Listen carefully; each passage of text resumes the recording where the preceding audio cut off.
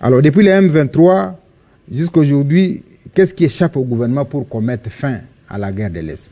C'est une grande problématique. Si je me mets à épiloguer là-dessus, on va passer toute la nuit ici. En fait, les pays, la RDC, comme vous pouvez vous y entendre, c'est au cœur de l'Afrique, avec toutes ses richesses. Et malheureusement, il est la rusée de tous les autres États.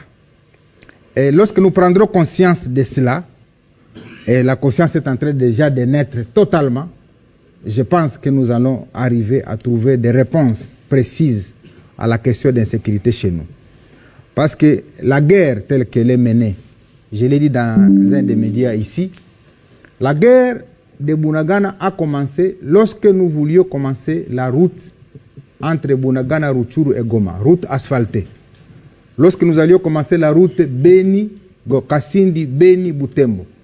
Ce sont des corridors de développement qui devaient ouvrir la RDC à l'océan Indien. Et la guerre a commencé par là. Comprenne qui pourra. Cet espace-là, de Bunagana à Rutshuru, en arrivant à Goma, s'il est désenclavé, c'est les bastions des gorilles des montagnes. Donc si cet espace est désenclavé, ça attire tout le tourisme mondial.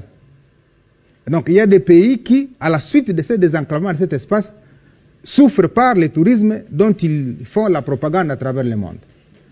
Et donc, en empêchant cette activité de commencer, c'est effectivement d'empêcher la relève économique de la RDC. Toute la mafia, et je l'ai dit plusieurs fois, les RCD qui a commencé la guerre en 1998, le 2 août, est resté pendant 5 ans au Nord Kivu. Et pendant 5 ans, le Rwanda est venu au motif qu'il poursuivait les FDLR. Mais tout le monde sait qu'en lieu et place de poursuivre les FDLR, 5 ans après, le Rwanda est sorti premier producteur du coltan et d'autres minéraux. Et donc, il y a des faux fuyants qu'on a fait porter au niveau de la communauté internationale pour aveugler les gens qui n'ont pas la maîtrise de la situation des Grands Lacs, alors que derrière ça, il y a un intérêt économique. Et donc, ce sont ces éléments-là que nous devons mettre à la place du monde désormais pour que les gens sachent que la guerre qui se passe à l'Est est une guerre économique. Vous avez vu, il y a quelque temps, des véhicules, y compris des véhicules que je ne vais pas citer ici, à bord desquels il y avait même des minéraux qui étaient enroulés dans les jantes des pneus. Donc, toute cette mafia-là a aidé à enrichir un certain nombre de gens. Et avec la guerre qui se passe à l'Est, il y a des usines qui ont été installées dans certains pays, qui ont fermé par le fait qu'il y a des sérieux qui commencent à naître. Maintenant, qu'est-ce qu'il faut? Il faut créer un climat de trouble pour que les sérieux qui commençaient à s'installer cessent et que les trafics mafieux reprennent pour alimenter les usines qui ont été installées dans certains pays. Ça, ce sont des questions pour lesquelles je n'ai pas peur de devoir me prononcer pour avoir dirigé pendant 12 ans la province Nord Kivu avec des éléments que je détiens de par ma fonction que j'ai occupée. Donc, c'est tout cet environnement-là qui doit être compris par d'abord les Congolais.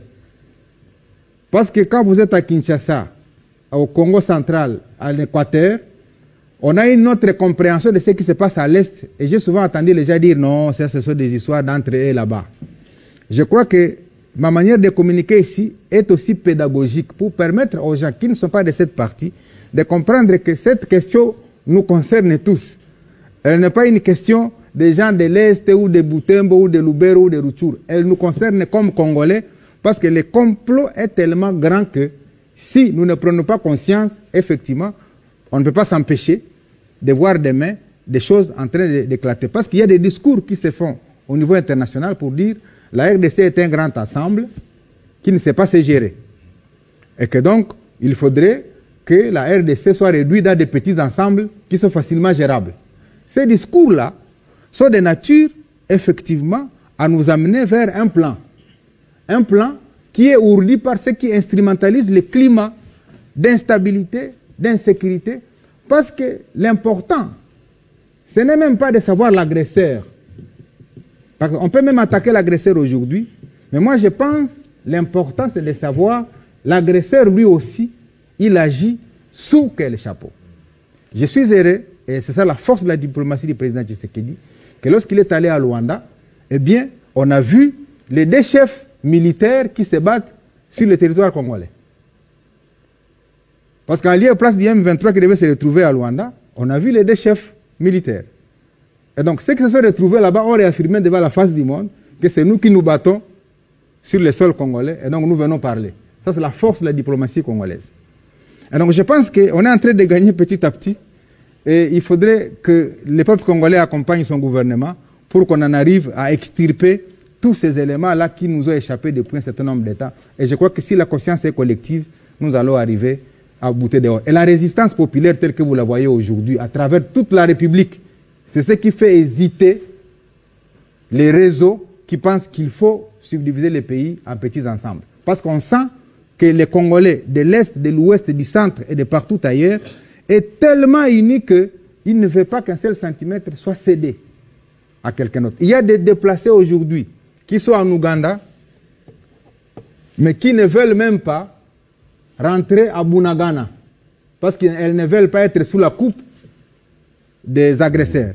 Elles préfèrent rester sans manger en Ouganda comme réfugiés que d'aller être sous la coupe de ces agresseurs-là. Vous voyez les degrés de patriotisme qu'il y a. Donc on doit l'accompagner ensemble. Alors,